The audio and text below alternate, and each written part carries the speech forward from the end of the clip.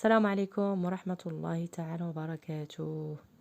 الأكثر تداولا في اليوتيوب هو هاد القصة هادي اللي غادي تسمعوه حاليا.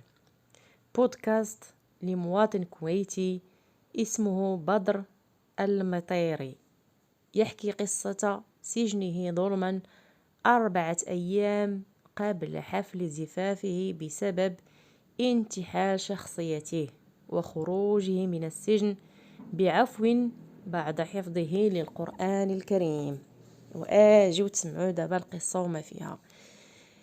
قالك سنة 1999 بينما كان بدر المطيري يجهز ترتيبات حفل زفافه من أخت صديقه، خرج من عند الحلاق هو وصديقه، فأوقفتهم دورية شرطة وطلبت منهم أوراقهم بعد معرفة الاسم الكامل لبدر، فتم اعتقاله. سأل بدر الشرطة عن السبب ولكن لم يجيبوه عن سؤاله، بل استهزأوا به. صديقه أخ خطيبته في نفس الوقت الذي يشتغل في الداخلية تكلم مع الشرطة وبعدها سكت ولم يعد يتكلم. أخذت الشرطة بدر إلى المخفر، حاول السؤال عن سبب اعتقاله لكن الجواب كان استهزاء به. نام بدر الليلة الأولى في مركز الشرطة، وفي الغد نقلوه إلى مركز تنفيذ الأحكام. حاول الصراخ لمعرفة السبب وجاء ضابط ومعه عسكري. الضابط سأل العسكري عن سبب اعتقال بدر وأجابه أنه محكوم ب7 سنوات، 5 منها لحيازة المخدرات و2 بسبب الهروب بعد الضبط القانوني، وكذلك بسبب وجوده في منزل مع امرأة تربطهم علاقة غير شرعية. بعد سماع بدر كلام العسكري حاول بدر أن يخبرهم أنه مظلوم، وعلى الأقل أن يسمعوا منه، لأن كل هذه التهم باطلة وأنه لم يرتكبها. بعد صراخ بدر دخل المدير العام وسأل لماذا بدر يصرخ. أجابه بدر وهو يبكي ويرتجف أنه مظلوم. طلب منهم المدير أن يجلبوا بدر إلى مكتبه. لما دخل بدر المكتب أخذ المدير رقم هويته واسمه الكامل، وبعد البحث على الكمبيوتر قال له أنه محكوم ب7 سنوات وأنه غير مظلوم. تجمد بدر من الصدمة وأخبروه أنه حكم نهائي وواجب التنفيذ، أي أنه مر من محكمة استئنافية وواجب عليه تنفيذ الحكم. تم نقل بدر إلى السجن، وبعد مدة تواصل مع أخوه وأخبره أنه في السجن. بعدها جاء أخوه وأمه لزيارته وقرروا توكيل محامي لبدر. في يوم المحاكمة كان بدر جد سعيد، لأنه يعتقد أن المحامي سيثبت براءته وسوف يخرج من السجن، لكن الصدمة أن المحامي لم يحضر. وقف بدر أمام القاضي وحاول الدفاع عن نفسه لكن بدون جدوى. بدر في السجن كانت تلازمه فكرة الانتحار، وبسبب التفكير الزائد أصيب بالسكر والضغط. كان في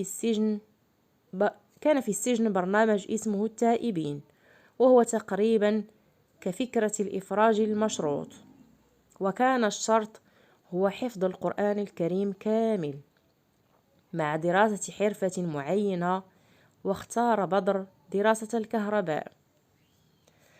بدر عرض القرآن الكريم على الشيخ، وبعد انتظار لوائح العفو شمل العفو بدر وخرج من السجن، وكان ملزوم كل يوم أن يذهب لدار رعاية من 6 صباحا إلى 6 مساء، وبعدها أن يذهب إلى محاضرات، وبعدها يرجع بيته للنوم. وكان عنده بطاقة سجين. كان بدر يتعرض للإهانة والسب والشتم في مركز الرعاية. حاول بدر التواصل مع أهل خطيبته ليشرح لهم، لكن أخوها الآخر، يعني أخو الخطيبة، هدده لأنهم عائلة غنية ولها نفوذ، ولم يصدقه وطرده. وحتى أعز أصدقائه لم يصدقوه وتجاهلوه.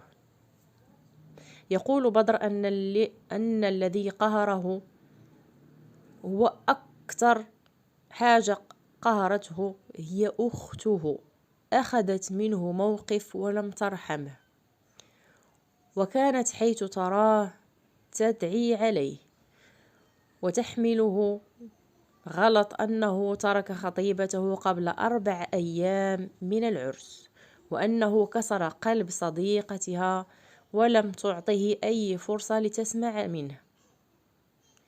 أخبروا خطيبته أنه جاءته صفرة عمل قبل 4 أيام من حفل الزفاف، وسافر، وبعدها تزوجت من شخص آخر. بدر لم يفكر في البحث عن الحقيقة وإثبات براءته، لكن في يوم من الأيام كان جالس مع شخص في مركز الرعاية، وتكلم معه عن قصته وكيف دخل السجن ظلم، وقال له: اذهب إلى المحكمة وتكلم مع مسؤول واشرح له. أجابه بدر أنه حاول أكثر من مرة ولكن بدون نتيجة. ذهب بدر للمحكمة وبدأ يشرح للمسؤول قصته، لكن لم يعطيه أي فرصة وعامله معاملة سيئة. قال له المسؤول: اذهب إلى المحجوزات. المحجوزات عند الاعتقال أي شيء تملكه يذهب لهذه المصلحة، وخذ إذا لك شيء هناك، وطرده.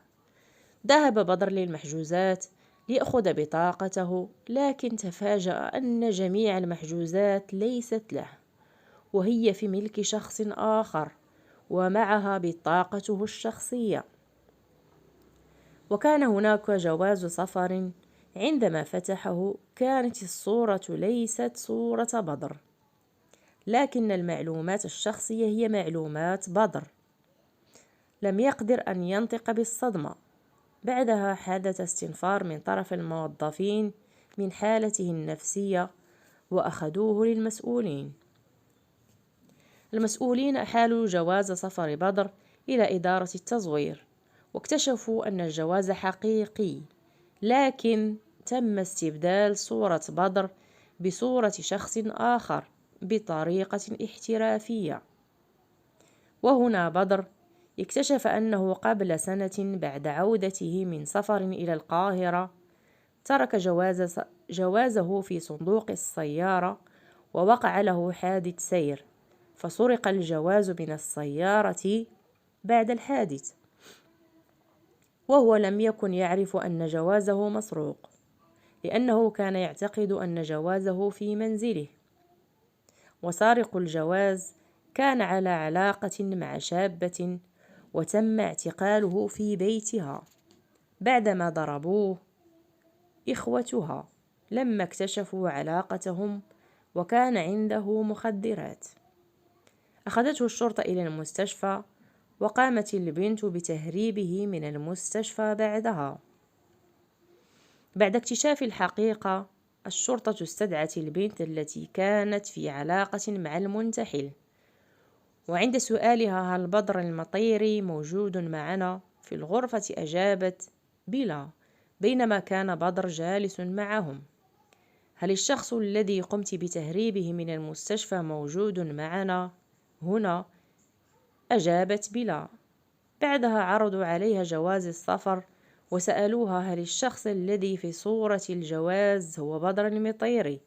أجابت: بنعم.